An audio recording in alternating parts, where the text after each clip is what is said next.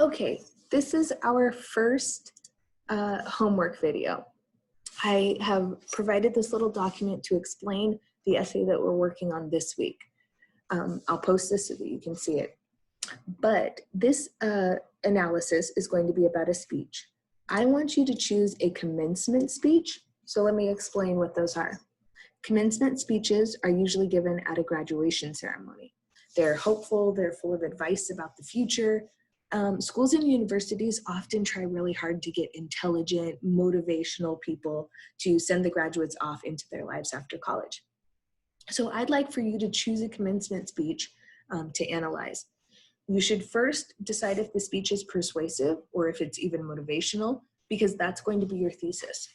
So in your introduction, your thesis is going to say this video was persuasive, hopeful, horrible, rotten, whatever it was. That's the point that's going to drive the whole essay. Then you should start to look for examples of rhetorical appeals. Each different appeal is going to become its own body paragraph. So the video was persuasive because of the following reasons. Reason one, it was persuasive because I loved the music. I'm going to write a paragraph about music. Reason two, it was persuasive because of the different words that they used. I'm going to write a paragraph about all those different words. Reason three, it was persuasive because of the character of the speaker and the way he showed how much he cared about the graduates. I'm going to write a paragraph about his caring nature. I'm estimating that it's going to take about 6 body paragraphs to write this. And since we have 3 appeals, logos, pathos, and ethos, I would generally just look for 2 examples of each appeal. So 2 examples of logos, 2 examples of pathos, and 2 examples of ethos. The conclusion is going to include a call to action. What kind of action do you want the audience to take now that they have listened to your analysis of this speech? But we can get more into that later. That's not important for this step. I have a few little notes here about the project. So the final essay needs to be 3 to 4 pages. That does not include the cover page or the references page. Since we have a video, an outside source that we're referencing and that we're talking about in the entire essay, we need to have a citation for that and a references page. All essays need to be typed, Times New Roman, 12-point font, double-spaced, 1-inch margins. That's pretty standard for all college essays around the world. Essays that don't meet the length requirement will not be accepted. So if your essay is less than 3 pages, that's going to be a problem because that means that you probably didn't come up with enough reasons or you didn't support those reasons very well. But on the other side, essays that are over 4 pages are going to be a problem as well because with 28 students, I can't read much more than 4 pages from each of you and get this back to you in a reasonable time period. So make sure you pay attention to those details. Okay, the last 2 things. If you'd like to work with a partner or if you'd like to work in a group on the same video, that is totally awesome. I definitely like to talk to somebody about my ideas when I'm writing something or working on a project. What you need to do is divide the video into sections and have each member focus on a different part of the video. Each student must write their own essay with their own introduction and their own conclusion.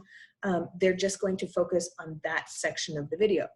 So maybe one partner takes the beginning of the video to minute 5 and they write an essay about that portion. The next partner takes minute 5 to minute 10 and they write an essay about that portion. Okay? If you want to work alone, that is totally great too. You are not required to work with a partner or in a group.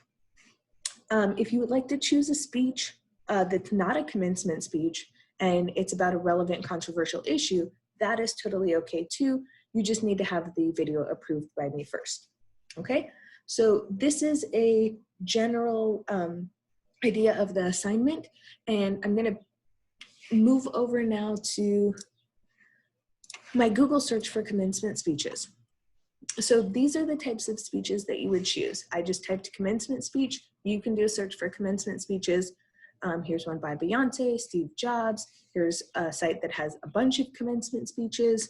Michelle Obama, Barack Obama, Ellen, more Beyonce, Will Ferrell. You can search through these and try to find one that you think is interesting or that is going to have a lot of appeals that you could talk about. Okay? All right, so you have one more thing to do. After you have chosen your video, I would either on a regular piece of paper or on your computer, just start taking some notes about the video. And I would separate this into logos, pathos, and ethos.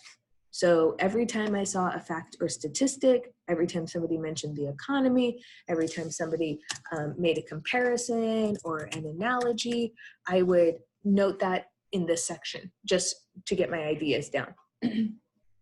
Every time somebody told a joke or mentioned something sad or mentioned something hopeful or talked about values or creativity, or